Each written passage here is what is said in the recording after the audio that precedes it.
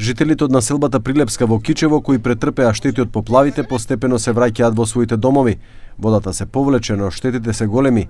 По расчистувањето на просторот помогнаа институциите и армијата.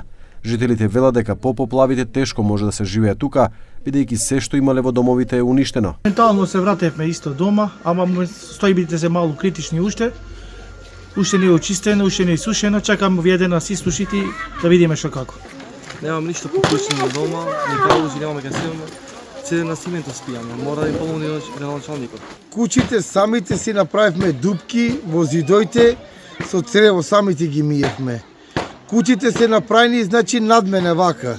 Све што имавме натре во куќите, све е запустено.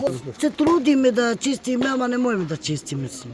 Овде е многу катастрофа, не сум само ја, таа поплавената. Овде вака шучено на Господ што немаше некои жртви. Во спортската сала Ивандол, каде што беа сместени жителите, сега останала само една жена, која вели дека е болна и дека била оперирана. Да одлучат кај ќе ме носат. Немам јас ништо, значи све е уништено кај мене.